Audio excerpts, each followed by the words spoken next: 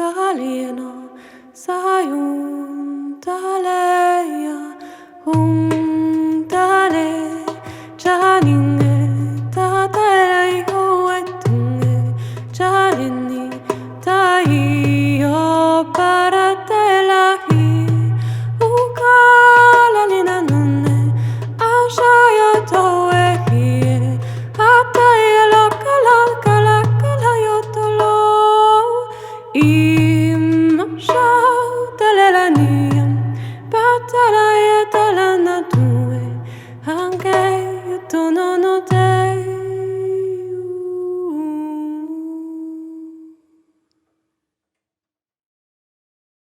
Entrée reine, Marguerite se retrouva bientôt mendiante.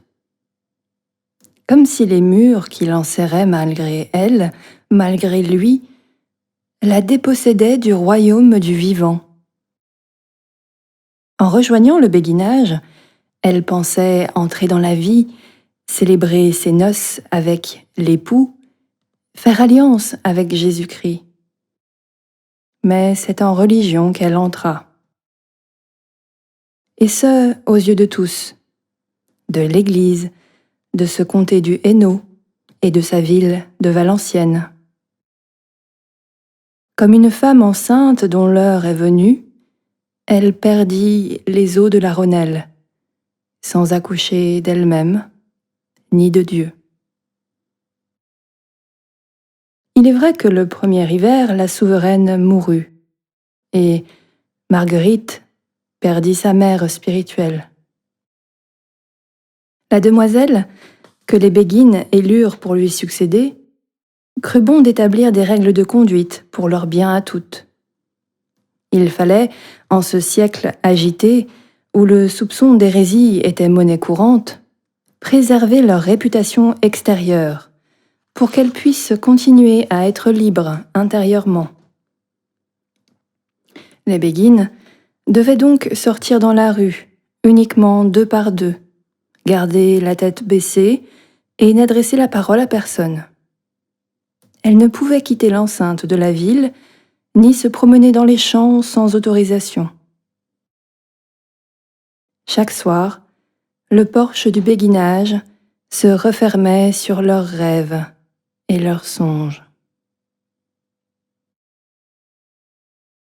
Marguerite, dont la chair désirait toujours les eaux de la Rhônelle, se heurta de plein front à cette clôture qui n'avait rien de la douceur du cordon de Marie. Le béguinage mit sa joie de vivre en veilleuse. Pour la première fois, elle découvrait les murs, des murs sourds qui emmurent le cœur, des murs aveugles qui ferment l'horizon. Ne sachant se faire passe-muraille, elle se mit à douter de son nom de béguine. Pour vaincre le doute, elle redoubla de vie vertueuse et jeûna, se nourrissant uniquement de paroles d'église, de sermons, de prières. Désorientée, elle cessa même d'écouter le soir sur sa couche, perdant le sens de son lignage. N'ayant plus le goût de Dieu, Marguerite se retrouva une chercheuse de Dieu. Une nouvelle fiancée du Cantique des Cantiques, qui s'était approchée d'amour au plus intime d'elle-même, pour s'apercevoir aussitôt qu'elle s'en était éloignée malgré elle. Il ne lui restait plus, comme la fiancée, qu'à mendier. Mendier auprès des autres demoiselles, de leurs chapelains et de ses confesseurs, la force et la sagesse pour retrouver le chemin du royaume. Mendier dans la prière, dans l'oraison, dans le jeûne, dans les bonnes œuvres. Mendier avec ardeur, avec devoir, avec raison. Mendier comme ces marchands, pèlerins et vagabonds qui, eux, étaient libres sur leur chemin, à pied, à cheval ou en charrette. Au printemps, elle reçut pour aumône une chenille. Le jour de la fête Dieu, alors qu'elle faisait procession derrière ses sœurs béguines pour gagner la cathédrale, l'image des chenilles processionnaires lui vint à l'esprit. Elle avait toujours aimé cette métamorphose de la chenille en papillon, du plus grossier au plus fin, du plus laid au plus beau, du plus vilain au plus noble. Devant elle se faisaient suite des chenilles gantées, vêtues de manteaux noirs. Sur leur passage, les hommes s'écartaient en silence et les femmes serraient contre elles leurs enfants. La lumière tombait sur les toits, pénétrant les rues et les ruelles, inondant la ville et les cœurs. Ce jour de claire vision, Marguerite sut, le soleil échauffant son regard, que des ailes aux écailles miroitantes pousseraient un jour sur l'âme de ses sœurs, que Dieu transforme silencieusement et patiemment les êtres en brûlant leurs âmes, qu'il les brûle, non seulement pour les consumer d'amour, mais surtout pour les transformer en lui. Le temps allait œuvrer. Si le ciel s'était voilé pour elle, Marguerite était au milieu de ses sœurs comme deux ailes en attente.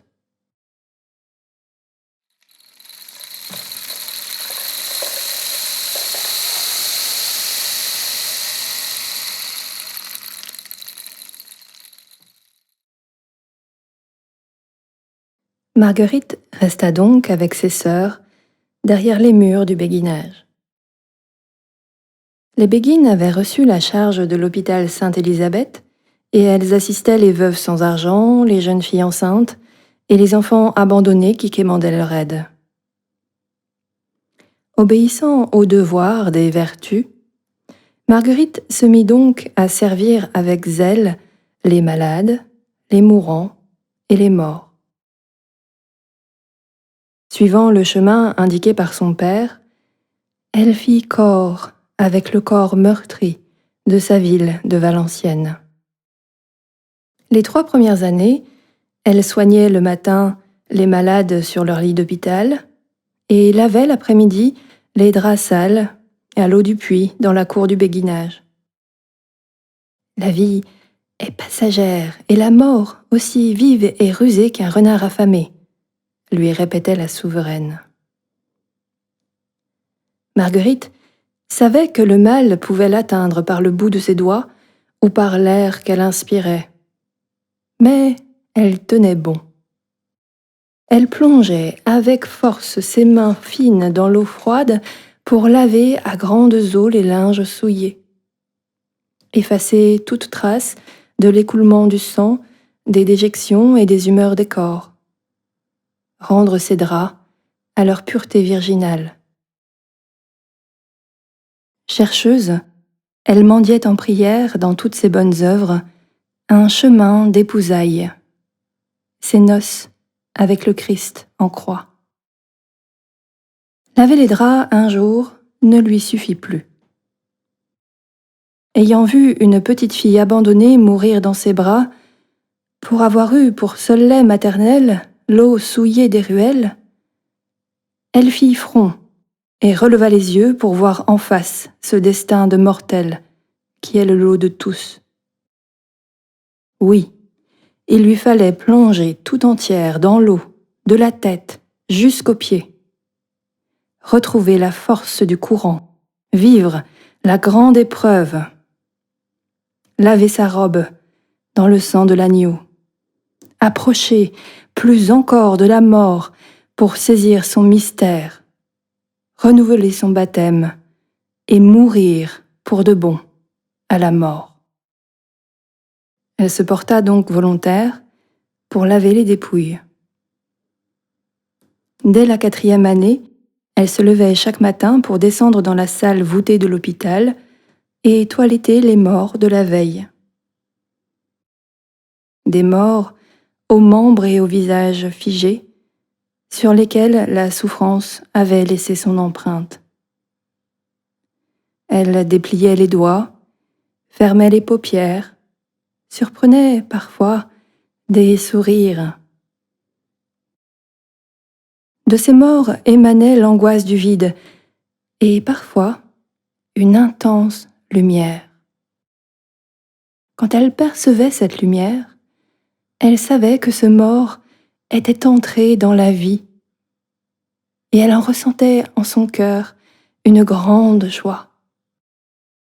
Elle comprit peu à peu ce que disent les Saintes Écritures, que la mort est l'heure du jugement en présence des anges, qu'elle délivre les âmes en révélant le meilleur et le pire en chacun.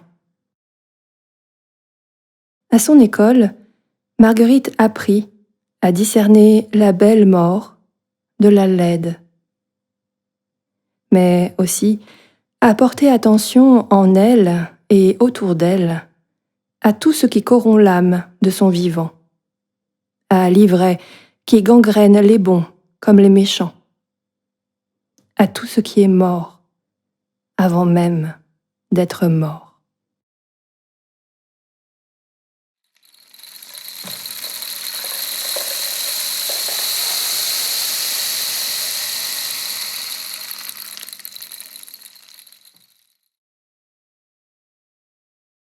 Sept ans passèrent. Marguerite apprit à demeurer chez elle dans sa maison de Béguine. Une maison à un étage. Au rez-de-chaussée, la pièce à vivre servait tout à la fois de cuisine avec son chaudron dans la cheminée et d'espace de travail pour se mettre à l'ouvrage des mains. Dans la petite cour attenante, il y avait un puits. Elle y puisait de l'eau avec un seau pour laver son linge et se laver le corps. À l'étage, accessible par une échelle, la chambre où elle dormait et veillait la nuit pour prier. Elle l'appelait sa chambre haute, en hommage au lieu dit où les apôtres avaient reçu l'Esprit le jour de Pentecôte. Là était disposé son coffre en bois, sa dot de mariée, le seul mobilier qu'elle avait apporté avec elle en franchissant le porche. Elle y gardait son linge, ses habits de béguine et ses travaux d'aiguille. Marguerite passait plusieurs heures par jour seule dans cette maison, seule avec cette maison. Car quand elle n'était pas à l'hôpital ou à la chapelle, il lui fallait filer, broder, coudre et recoudre, raccommoder. Dans sa pièce à vivre résonnait le silence des murs, le son familier des aiguilles et parfois les bruits du dehors. Des bruits de pas dans la grande cour du béguinage, le bruit du vent dans la cheminée, le bruit des gouttes d'eau qui tombaient de la gouttière par temps de pluie, le chant d'un oiseau. Marguerite travaillait de ses mains et écoutait. Elle écoutait pour se désencombrer de toute pensée, accueillir en son cœur la finesse du silence, se laisser habiter par cette présence qui la reliait à sa présente vie. Au fil des années, elle apprit à aimer sa vie de béguine, faisant corps avec ses sœurs, comme elle faisait corps avec le corps meurtri de sa ville. Comme si le souffle de l'une s'accordait au souffle de l'autre. Les béguines se passaient de maison en maison des hôtes de passage. Une poupée en bois de l'enfant Jésus, une croix du Christ, le livre des évangiles. Il suffisait que l'une tombe malade pour que chacune le sache et porte en elle sa part de souffrance. Elles n'étaient pas collées l'une à l'autre, mais assemblées, l'une à l'autre par un même désir. Celui d'épouser, celui dont la puissance de vie, de sagesse et d'amour était si forte qu'il avait échappé aux mains de la mort. Celui dont elle mangeait le corps et buvait le sang. Celui qu'elle berçait et dont elles essuyaient les larmes. Un printemps, elle vit une nuée d'étourneaux se poser, tous ensemble, sous les feuilles du tilleul au centre de la grande cour. Il avait suffi qu'un étourneau change de direction et se pose pour que toute la nuée le suive. Elle se dit que c'était là la plus belle image du béguinage. Il suffisait à l'une d'entrer en prière pour que toutes se mettent à prier. Il suffisait à l'une de savoir pour que toutes sachent. Elle pressentait qu'il suffirait d'un souffle de vent et d'un éclat de lumière pour que tout le béguinage s'oriente vers la Jérusalem céleste. Le salut, à l'accomplissement des temps, sera donné à toutes, et pas uniquement aux plus saintes d'entre elles. Ce tilleul, en plus d'abriter moineaux et étourneaux, berçait les saisons. Les béguines en récoltaient les fleurs pour leur infirmerie. Toutes étaient comme mystérieusement reliées à cet arbre, leur point de ralliement, tout comme le tabernacle dans la chapelle. Marguerite aimait sentir ses sœurs à l'écoute, attentive au balancement des branches dans la nuit, attentive à la résonance mystérieuse, profonde et vivifiante d'une parole, la parole de Jésus-Christ. Les béguines désiraient d'un même cœur épouser leur époux, en devenir des épouses libres.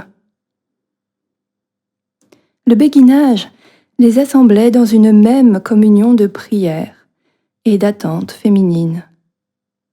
Il était une escale, un pont d'embarquement. Le lieu du sommeil est toujours le lieu du cœur.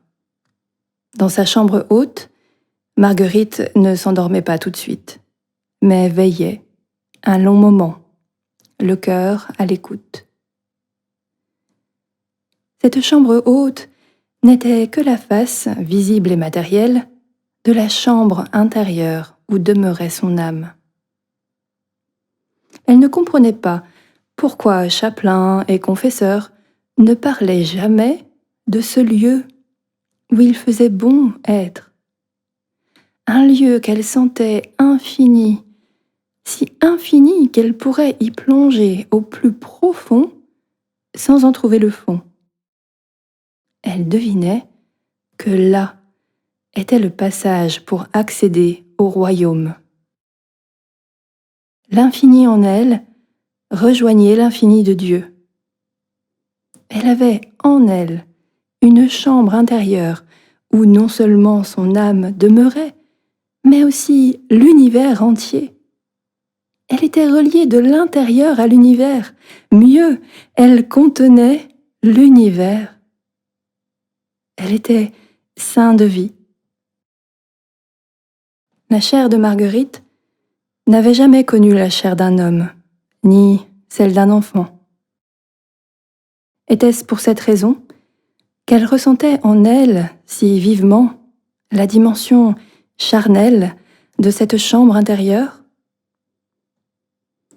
Sa chair n'était pas aimantée par le désir de l'homme. Elle était libre.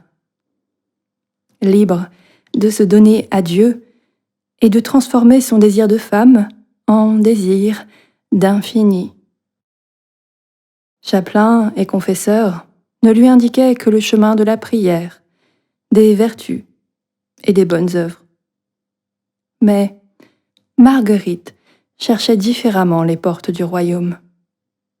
Elle sentait qu'il y avait dans sa chair, dans son cœur et dans son esprit, comme un autre chemin ignoré des hommes et de l'Église, que ces derniers avaient emmuré Dieu pour se donner raison.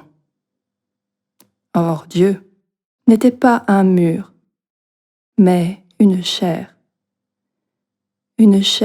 dont raison ne savait rien. Tout était laissé au mystère.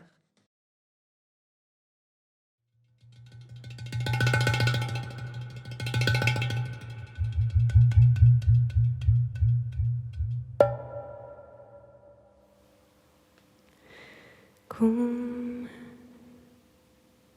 dale yonai kai yomi shuman kale yonoma kanye non dela yongama Kaname Trahanui Ganon Dishayado Nolai Mranunge Milare Yoshadakeru Daninon Maeno Kayo Shabre Hanibayo Kaleya Kaya yo ya yo wan Kange Kareni Bahayonge Chana Deyonga Deni na leuma o iname Balelina Kayo